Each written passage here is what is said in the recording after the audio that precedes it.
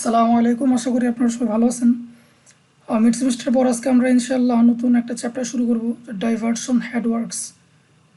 এই ডাইভারশন হেডওয়ার্কসের মধ্যে আমরা যেগুলো পড়বো সেটা হচ্ছে ওয়্যার কি, ব্যারেজ কি, ওয়্যার ব্যারেজের কয়েকটা ডিজাইন শিখব এবং এগুলার ডিফারেন্সিয়েট করা শিখব। পাশাপাশি আমরা ডাইভারশন হেডওয়ার্কের যে কম্পোনেন্টগুলো আছে, কোন কম্পোনেন্টের কী কাজ সেগুলো নিয়ে একটু কথা বলার চেষ্টা করবো ইনশাল্লাহ এই আজকের ক্লাস লেকচারে।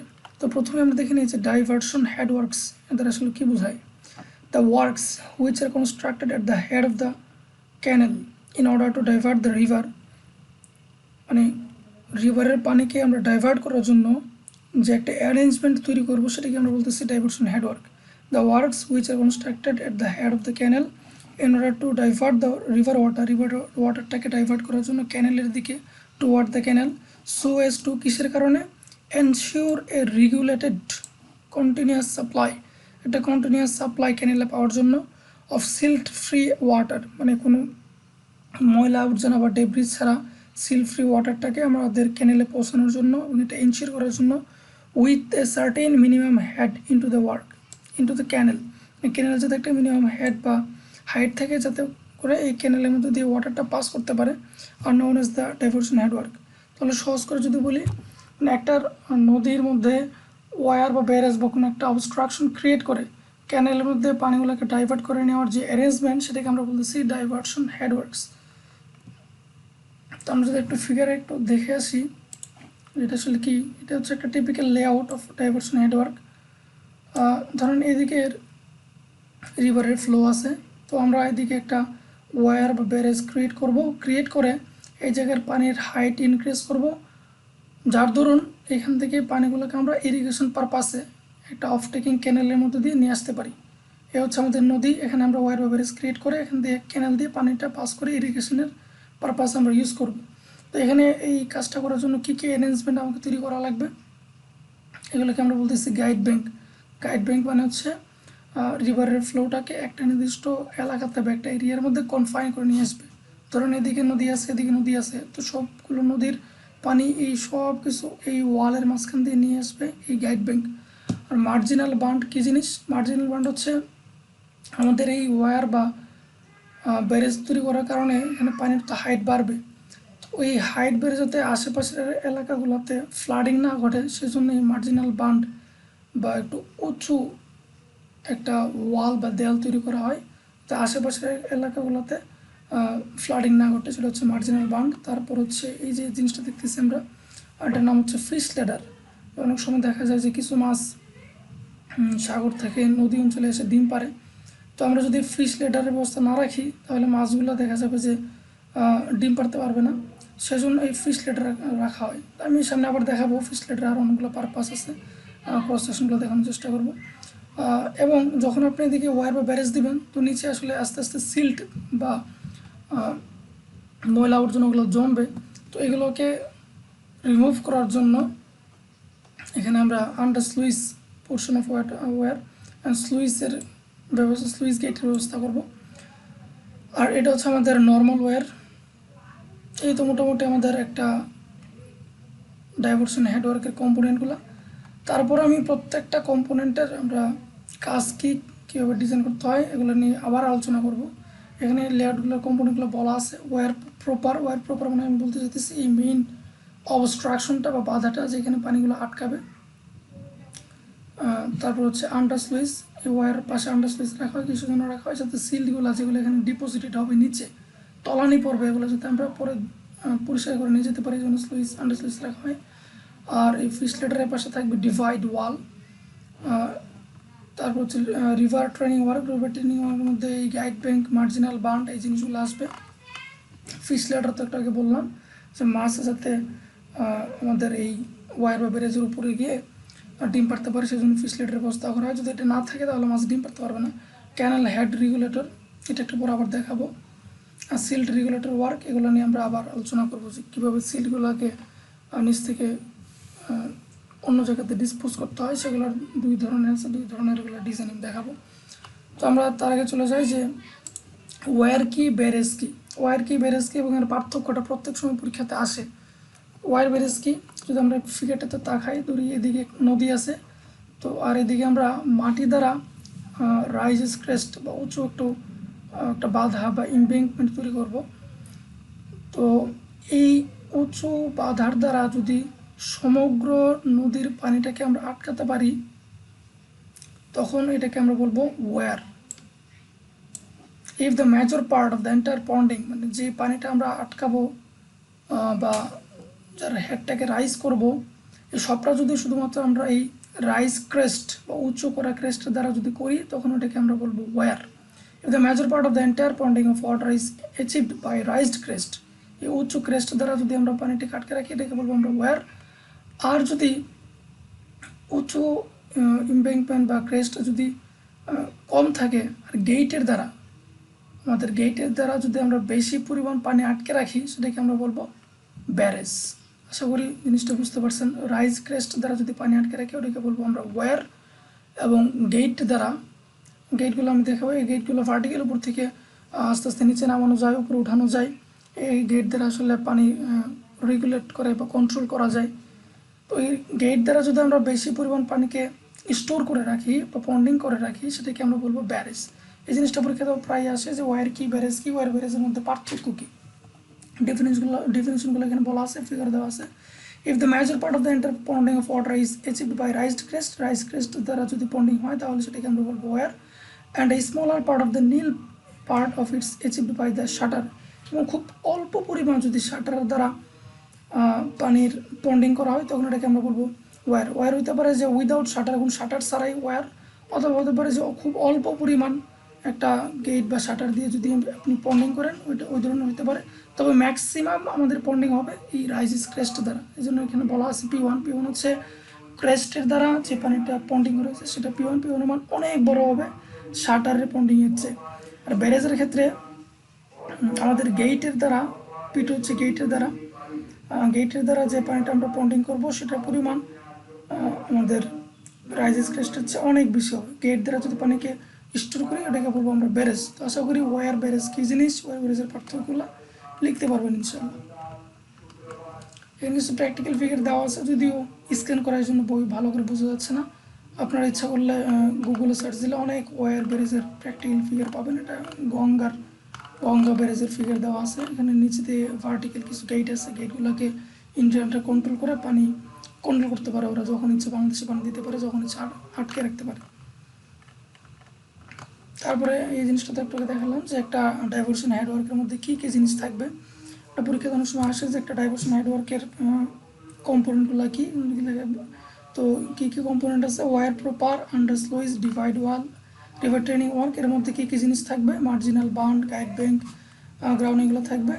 এছাড়া থাকতে পারে fish ladder, canal head regulator, এই জিনিসগুলো থাকবে। সিল্ট এক্সপ্লোডার বা সিল্ট রেগুলেটর ওয়ার্কের মধ্যে সিল্ট কীভাবে এক্সপ্লোড করতে হয়, সেই জন্য সিল্ট এক্সপ্লোডার থাকবে। তো এখন আমরা এই প্রত্যেকটার ইন্ডিভিজুয়াল কি ফাংশন, সেটা নিয়ে একটু পড়াশোনা করব। যে ডিভাইড ওয়াল এটা কী জিনিস, dividing the river with into two portion. এই যে আমাদের নদীটা আছে, নদীর যে উইথ বা প্রস্থ, সেটাকে দুইটা ভাগে ভাগ করবে ডিভাইড ওয়াল। আমি যদি একটু মার্ক করি, ভালো করে বুঝতে সুবিধা হবে। তো এই ডিভাইড ওয়ালের একটা পাশে থাকবে ওয়ার পোর্শন, যার দ্বারা আমরা পানিকে স্টোর করবো, একটা পাশে থাকবে আমাদের sluice portion. One is called the weir portion and the other portion from which the canal takes off, যেখান থেকে ক্যানেলে পানি আমরা পাস করবো, ইজ হ্যাভিং ওপেনিং, যেটাতে এখানে একটা ওপেনিং থাকবে, যাতে করে এই রিভারের পানিগুলো ক্যানেলের মধ্যে দিয়ে চলে যায়। Opening and called the under sluice portion or under sluice or weir sluice, অনেকগুলো নাম আছে, under sluice, weir sluice, weir scouring sluice বলা হয়। If there are two canals taking off from each flank, then there will be the two divide wall. যদি দুটা ক্যানেল থাকে, তাহলে দুটা ডিভাইড ওয়েল হবে। তারপরে রিভার ট্রেনিং ওয়ার্ক, এগুলোর কাজকে একটু আগে আমি বলছিলাম। রিভার ট্রেনিং ওয়ার্কের মধ্যে আছে আমাদের গাইড ব্যাঙ্ক এবং মার্জিনাল বাউন্ড। গাইড ব্যাঙ্কের কাজ হচ্ছে নদীর ফ্লোটাকে কনফাইন করে একটা নির্দিষ্ট এলাকাতে নিয়ে আসা, আর মার্জিনাল বাউন্ডের কাজ হচ্ছে আশেপাশের এলাকাগুলোতে যাতে ফ্লাডিং না হয়, সেটাকে প্রোটেক্ট করা। তো ওয়ারের টাইপগুলো একটু বাসায় পড়ে নেবেন সবাই। আমি চলে যাচ্ছি যে ফ্লাক্স এবং পন্ড লেভেল কাকে বলে। ফ্লাক্স কী জিনিস, আপনি যখন ওয়ার বা ব্যারেজ আপনি তৈরি করবেন, তখন আপনার রিভারের ওয়াটার লেভেল রাইজ হবে, এই রাইজটাকে আমরা বলতেছি afflux, the rise in the maximum flood level upstream of the weir. Upstream মানে যে দিক থেকে পানি আসতেছে, আপস্ট্রিম অফ দ্য ওয়ার যে রাইজটা ঘটবে বা পানির উচ্চতা যতটুকু বাড়বে, caused due to the construction of the weir construct করার কারণে নদীতে যে পানির লেভেলটা বাড়বে সেটাকে আমরা বলতেছি, সেই লেভেলটাকে বলতেছি অ্যাফ্লাক্স। আর পন্ড লেভেল কি জিনিস? The water level required in the undersluice pocket. Undersluice pocket বলতে ডান পাশে যে আমাদের অফ টেকিং ক্যানেল আছে সেটাকে বলতে চাইতেছি আমি। Upstream of the canal regulator, canal রেগুলেটরের হেড বলতে আমরা বোঝাচ্ছি এবং প্রথম দিকে ইনিশিয়াল পার্টটা, such to feed the canal with its full supply. মানে আপনি যখন ক্যানেলে পানি দিবেন, পানির ফুল সাপ্লাইয়ের জন্য আমাদের ক্যানেল হেড রেগুলেটরের যে হাইটটা দরকার সেটাকে আমরা বলতেছি পন্ড লেভেল। আবার বলি আমি, আমাদের ক্যানেলে ধরেন 100 বা 200 মিটার কিউব পার সেকেন্ড এরকম ডিসচার্জ আমাদের লাগবে। তো এই ডিসচার্জের জন্য আমাদের রিভারে বা ক্যানেল হেডের মধ্যে যতটুকু আমাদের ওয়াটার হাইটটা লাগবে সেটাকে আমরা বলবো pond level. The water level required in the undersluice pocket, undersluice পকেটে আমাদের যে ওয়াটার লেভেলটা দরকার, such to feed the canal with its full supply, যাতে করে ক্যানেলের মধ্যে ফুল সাপ্লাইটা থাকে সেটাকে আমরা বলবো পন্ড লেভেল। তারপর আমি ডিভাইড ওয়াল একটাকে বলছিলাম, ডিভাইড ওয়াল এগুলার ফিগার খুব ভালো সুন্দর করে এখানে দেওয়া আছে। এটা এখানে মাঝখানে ম্যাশনারি, উপরে কোপিংয়ের একটা স্ল্যাব দেওয়া থাকে ডিভাইড ওয়ালের। ডিভাইড ওয়ালের নিচে ফাউন্ডেশন থাকে যাতে করে স্লাইড করতে না পারে, অনেক সময় ভালো করে যাতে বন্ডিং হয় বটম পার্টের সাথে, সেজন্য বটম প্লাগ করে দেওয়া হয় যাতে করে স্লাইড না করতে পারে, কারণ ওয়াটারের ফোর্স তো অনেক বেশি, যাতে করে স্লাইড বা ওভারটপিং না করতে পারে, সেজন্য কি বা অনেক সময় বটম প্লাগগুলো দেওয়া হয়। তো এই ডিভাইড ওয়াল কি ফাংশন, দুইটা ভাগে ভাগ করে, একটা ভাগ হচ্ছে আমাদের ওয়্যার প্রপার, একটা ভাগ হচ্ছে আন্ডারস্লুইস পোর্শন। এই ডিভাইড ওয়ালের আরও কিছু ফাংশন আছে, সেটা হচ্ছে যদি সহজ করে বলি সেটা হচ্ছে আমাদের সিল্ট এক্সক্লোডারের কাজে এই ডিভাইড ওয়ালটা কাজে লাগে। এখানে কিছু ফাংশন বলা আছে অবশ্য। The main function served by the divide wall are it separate the undersluice from the weir proper. Undersluice আর ওয়্যার প্রপারটাকে আলাদা করে। ডিভাইড ওয়ালের ডান পাশের পার্টটা হচ্ছে আমরা একটু আগে যে ফিগারটা দেখলাম, সেখানে আন্ডারস্লুইসের ডান পাশের পার্টটা হচ্ছে ওয়্যার প্রপার আর বাম পাশের পার্টটা হচ্ছে আন্ডারস্লুইস, যাতে করে সিলগুলোকে আমরা ডিসপোজ করতে পারি। 2 নম্বর ফাংশন কি, it helps in providing A comparatively less turbulent pocket near the canal head regulator, resulting in deposition of silt in the pocket and thus to help enter the silt free water into the canal. আমাদের ক্যানেল আছে এদিকে আর আমাদের এই divide ওয়ালগুলো আছে এদিকে। তো আমি যদি স্কাউরিংয়ের শাটারগুলো যদি ওপেন করে দিই, আন্ডারস্লুইসগুলো যদি ওপেন করে দিই, তাহলে এখানে যে ডিপোজিটেড সিল্টগুলো আছে সেগুলো বের হয়ে যাবে এদিকে, আর আমাদের সিল্ট ফ্রি যে পানিগুলো আছে সেগুলো এই ক্যানেল দিয়ে চলে আসবে। তো এই সিল্ট ফ্রি পানিগুলোকে পাস করার জন্য ক্যানেলে এই ডিভাইড ওয়ালগুলো কাজে লাগে। লেস টার্বুলেন্ট পকেট তৈরি করার জন্য আমাদের এটা কাজে লাগবে। 3 নম্বর কাজ কি, divide wall keep the cross current if at all they are form from the weir. Cross current মানে এদিক ওদিকে যদি আপনার ঢেউ থাকে, তো এই ডিভাইড ওয়ালগুলোর কারণে এগুলো একটা ইউনিফর্ম গ্রেডে চলে আসে, সেজন্য এই ডিভাইড ওয়ালগুলোকে প্রোভাইড করা, এটা একটা ফাংশন। ক্রস কারেন্টগুলোকে রিমুভ করে একটা ইউনিফর্ম একটা ফ্লো নিয়ে আসবে ওয়্যারের কাছাকাছিতে। The cross current may sometimes develop when here is a natural tendency for the main river. Main রিভারে যদি সবসময় ক্রস ওয়েভের একটা টেন্ডেন্সি থাকে বা ক্রস কারেন্টের, তো অনেক সময় ফর্ম করতে পারে, কিন্তু এই ডিভাইড ওয়ালের কারণে ওয়্যারের কাছে আসার পর এগুলো ইউনিফর্ম হয়ে যাবে। তারপর চলে যাচ্ছি যে রিভার ট্রেনিং ওয়ার্ক, সেখানে আমি বলছিলাম যে রিভার ট্রেনিং ওয়ার্কের মধ্যে আমাদের গাইড ব্যাংক আছে, মার্জিনাল বাউন্ড আছে, স্পার আছে।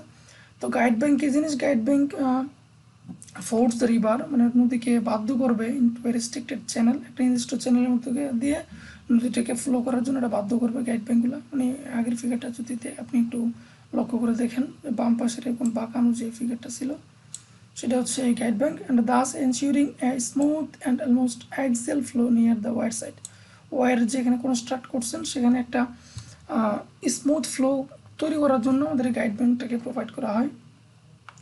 আর মার্জিনাল বান্ড কি জিনিস, মার্জিনাল বান্ডটা provided on the upstream side of the weir in order to protect the area from submerging due to the rise of high flood level. আমরা যখন wire barrage তৈরি করবো তখন আমাদের ওয়াটার লেভেল বাড়বে।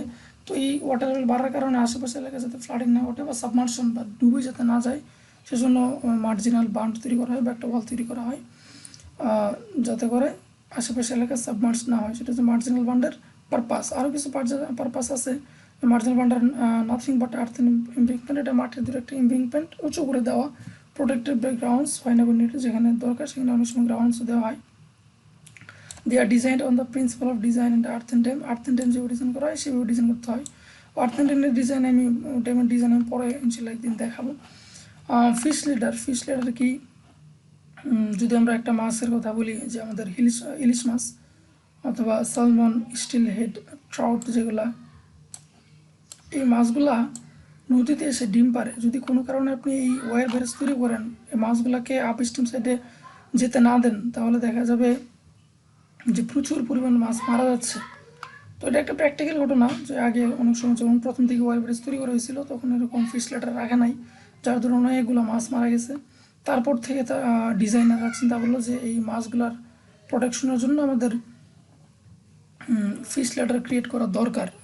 দেন তারা এরকম ফিশ লেটার তৈরি করা শুরু করলো।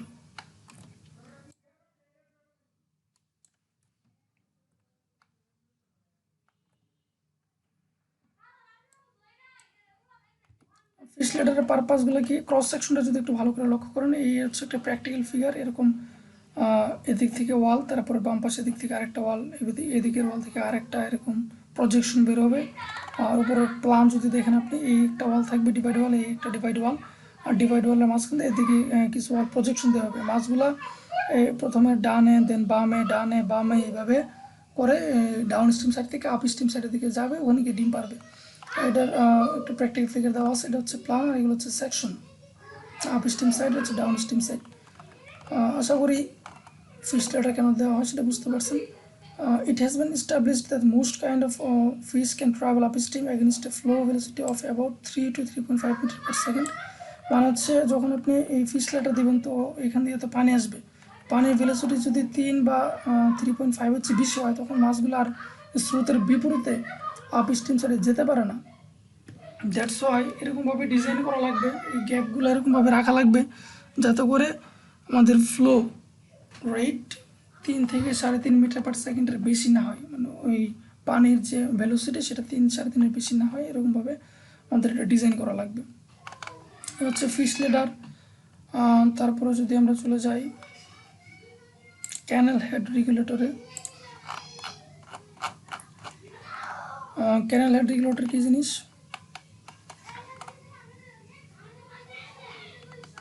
ক্যানেল হেড রেগুলেটর, এই ফিগারটা একটু ভালো করে বোঝার চেষ্টা করেন। এদিক থেকে আমাদের নদীর পানি আসতেছে, এটা হচ্ছে আপ স্ট্রিম সাইড, মানে এদিক থেকে পানি আসতেছে, এটা হচ্ছে ডাউন স্ট্রিম সাইড। তো আপ স্ট্রিম সাইডে আমরা আসার পর এখানে আমাদের ওয়্যার বা তৈরি করা আছে, এখানে একটু ক্রেস্টের একটা ওয়াল দিব, আর নিচে থাকবে আমাদের সিল্ট এক্সক্লুডার। তো পানি যখন এদিক দিয়ে আসবে, তখন সিল্ট বা ডেব্রিজগুলার স্পেসিফিক গ্রেভিটি তো বেশি, দ্যাটস ওয়াই এগুলোর নিচে তলানি পড়বে, আন্ডারস্লোজ ফ্লোর, এখানে নিচে তলানি পড়বে, আর ফ্রেশ পানিটার উপর দিয়ে চলে যাবে। তো এই যে একটা অ্যারেঞ্জমেন্ট তৈরি করা হয়, এটা মেন পারপাসই হচ্ছে সিল্ট ফ্রি পানি যাতে আমাদের ক্যানেলগুলোতে আমরা সাপ্লাই দিতে পারি, সেজন্য এই অ্যারেঞ্জমেন্টটা তৈরি করা হয়। এবং এদিকে দেখেন একটা কাট অফ দেওয়া আছে, নিচের দিকে একটা ওয়াল দেওয়া আছে। কেন দেওয়া আছে? কারণ হচ্ছে আপনি যদি এই জিনিসটা না দেন, তাহলে অনেক সময় দেখা যায় সিপিএস হইতে হইতে অনেক সময় ডাউন স্ট্রিম পোর্শন ড্যামেজড হয়ে যায়। তারপর ওয়াটার প্রেশারের কারণে এটা স্লাইড করে চলে যায় পুরো স্ট্রাকচারটাই। তো এই জন্য অনেক সময় কাট অফটা এখানে প্রোভাইড করা হয়। এটা হচ্ছে আমাদের এই নদী থেকে ক্যানেল বেড লেভেল, আর এদিকে পানি যখন আসবে তখন একটা টার্বুলেন্সি ক্রিয়েট হবে, যার দরুন এখানে সিসি ব্লক দেওয়া হয়। ব্লক প্রোডাকশনের জন্য এদিকে আবার একটা অ্যারেঞ্জমেন্ট তৈরি করা হয়, দেন একটা অ্যাপন তৈরি করা হয়। এগুলো হচ্ছে আসলে রিভার থেকে ক্যানেলে পানি নিব কীভাবে, এক্সক্লোডার থাকবে, এক্সক্লোডারের ময়লা আবর্জনাগুলো জমবে, আর তার উপরে ফ্রি পানিটা ক্যানেলের মধ্যে পাস হবে। এই হচ্ছে মেন জিনিস। এখন যদি আমরা আমাদের বই দেখি যে কী কী বলা আছে, it regulates the supply of water entering the canal, যে ক্যানেলের মধ্যে কী পরিমাণ পানি ঢুকবে সেটা এটা কন্ট্রোল করে এই ক্যানেল হেড রেগুলেটরটা। তারপর হচ্ছে it control the entry of silt in the canal ক্যানেলে যাতে সিল্ট এন্ট্রি করতে না পারে এটাকে কন্ট্রোল করে।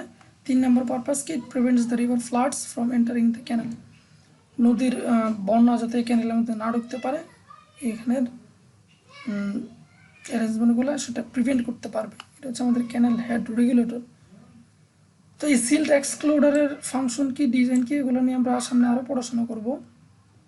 তো এখন আজকে থিওরি মোটামুটি এতটুকুই, এখন একটা ম্যাথ করি। ধরেন এরকম একটা আমাদের রেড হেড রেগুলেটর ক্যানেল আছে। তো ক্যানেলের উপরে এদিকে একটা শাটার আছে বা গেট আছে,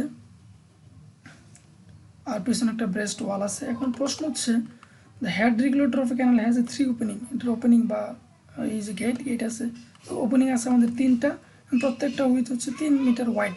তাহলে টোটাল আমাদের ওপেনিং কত হবে, 3 মিটার গুণন 3, 9 metre.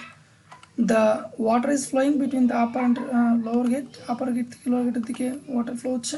The vertical opening of the gate is 1 metre, মানে এই ক্রেস্ট থেকে গেটের ওপেনিং হচ্ছে 1 মিটার। মানে যারা কন্ট্রোলার তারা এই শাটারটা বা গেটটাকে 1 মিটার উপর দিয়ে দিচ্ছে যাতে করে এখান থেকে পানিটা পাস হতে পারে। তো 1 মিটার উপরে দেওয়া আছে, ঠিক আছে। The head on the regulator is 0.45 metre. রেগুলেটরের মধ্যে এফ্লাক্স তো একটু আগে বুঝলাম আমি, যে এই গেট কনস্ট্রাক্ট করার কারণে বা ওয়ার কনস্ট্রাক্ট করার কারণে পানির যে লেভেলটা বাড়ছে সেটা হচ্ছে 0.45 metre. If the upstream water level is rise by 0.2, মানে আগে ছিল 0.45, এখন কিছু করবেন আপনি ইনক্রিজ করছেন, মানে একটু বাড়াই দিয়েছেন, 0.65 করে দিয়েছেন। যদি এরকম করেন এফ্লাক্সের কারণে, যদি পানির পরিমাণ 0.65 পরিমাণ বৃদ্ধি করে দেন, প্রায় 2 ফিটের মতো বৃদ্ধি করে দেন, তাহলে এই ক্যানেলের মধ্যে যদি আপনি সেম পরিমাণ পানি রাখতে চান, আপনার গেটটাকে কতটুকু ডাউন করা লাগবে সেটা হচ্ছে প্রশ্ন। Find how much the upper gate must be lowered, এই গেটটাকে আপনার কতটুকু নিচে নামানো লাগবে। যেহেতু আমার পানির হাইট একটু বেড়ে গেছে, স্রোত একটু বেশি হবে, তো এখন গেটটাকে আমার একটু নিচে নামানো লাগবে। এখন প্রশ্ন হচ্ছে কতটুকু নিচে নামানো লাগবে যাতে করে আগে যেরকম ডিসচার্জ ছিল ক্যানেলে এখনও সেম পরিমাণ থাকে। অনেক সময় এরকম ঘটনা ঘটে, ধরুন বন্যার কারণে পানির লেভেল বেড়ে গেছে, কিন্তু আপনি তো চাচ্ছেন না যে আপনার ক্যানেলে অতিরিক্ত পানি যাক। তো তখন আপনার এই গেটটাকে কতটুকু আপনি লোয়ার করবেন, ডাউন করবেন, এটা হচ্ছে সেই ধরনের একটা ম্যাথ। তো তার আগে এই প্রবলেমটা সলভ করার আগে আমরা ফিগরটা একটু ভালো করে বুঝি। হচ্ছে আমাদের রাইস ক্রেস্ট, এখানে 1 মিটার উপর পর্যন্ত আমাদের গেটটাকে হ্যাঙ্গিং বা রাখা হয়েছে যাতে করে এখান থেকে পানি যেতে পারে। আর 0.45 হচ্ছে আমাদের প্রথম দিকের মানে ইনিশিয়াল স্টেজে পানির হাইট। পরে যখন আবার কোনো কারণে পানি বৃদ্ধি পাইছে, কতটুকু পাইছে 0.2, তো 0.45-এর সাথে 0.2 যোগ করলে 0.65 সেকেন্ড কেসে পানি বেড়ে 0.65 পর্যন্ত হয়েছে। তো এখন প্রশ্ন হচ্ছে যে আমাদের গেটটা কতটুকু ডাউন করা লাগবে। তো আমরা তো জানি, আমরা সলিউশনের দিকে আগাই আমরা তো জানি যে আমাদের ডিসচার্জ কি ইকুয়াল টু এ ভি, কি equal to A V, V মানে হচ্ছে ভেলোসিটি। ভেলোসিটি ভি কেবল লেখা যায় √2gh, এইচ হচ্ছে পানির হাইট। আর প্র্যাকটিক্যাল পারপাসে কোফিসিয়েন্ট অফ ডিসচার্জ একটা গুণন করতে হয়। When the gate opening is 1 metre, the discharge can be calculated by submerge ওরিফিসের যে ফর্মুলা আছে আমাদের, সেই ফর্মুলা অ্যাপ্লাই করে আমরা ডিসচার্জ বের করে নিতে পারি যে প্রথম ক্ষেত্রে আমাদের ডিসচার্জ কত হবে। তো সিডি সাবমার্জের ক্ষেত্রে 0.62 মুখস্থ ভ্যালু। আর আমাদের এরিয়া হচ্ছে, আমরা ধরে নিলাম যে ভেতরের দিকে 1 মিটার, আর আমাদের হাইট হচ্ছে আমাদের 1 মিটার, মানে পানির যে এই গেট ক্রেস্ট থেকে গেটের হাইট হচ্ছে 1 মিটার, এবং আমাদের ওপেনিং আছে 3টা, প্রত্যেকটা 3 মিটার, তার মানে আমাদের টোটাল ওপেনিং হচ্ছে 9 মিটার। তাহলে এই ভেতরের দিকে হচ্ছে 9 মিটার, এবার দিকে উচ্চতা হচ্ছে 1 মিটার, তাহলে ক্রস সেকশন চলে আসলো 9 × 1 9, মানে এরিয়া চলে আসলো 9। আর √2gh মানে হচ্ছে পানির হাইট 0.45, তাহলে আমাদের প্রথম ক্ষেত্রে ডিসচার্জ চলে আসলো। দ্বিতীয় ক্ষেত্রে আমাদের এই যে হাইট 1 মিটার না কতটুকু হবে সেটা আমরা জানি না, আমরা শুধু জানি যে আমাদের এইচ বৃদ্ধি করে 4.5-এর জায়গায় 0.65 করা হয়েছে, বসালাম। এবং হাইট কতটুকু সেটা জানি না, ধরে নিলাম এক্স। যেহেতু ডিসচার্জ দুই ক্ষেত্রে সমান, তাহলে এই ফর্মুলা আর এই ফর্মুলা সমান হবে, সমান বসালে এক্স একটা মাত্র আননোনের ভ্যালু চলে আসলো। তার মানে দ্বিতীয় ক্ষেত্রে আমাদের ক্রেস্ট থেকে শাটারের বা গেটের হাইটটা হবে 0.83। প্রথমে ছিল 1 মিটার, এখন 0.83, তাহলে আমাদের নিচু করা লাগবে কতটুকু, 0.17 মিটার। তো এই হচ্ছে মোটামুটি আজকের পড়াশোনা। তারপরের ক্লাসে ইনশাল্লাহ আমরা সিল্ট এক্সক্লুডার ডিজাইনগুলো এগুলো নিয়ে ইনশাল্লাহ পড়াশোনা করব। আজকের ক্লাস এতটুকু। আসসালামু আলাইকুম।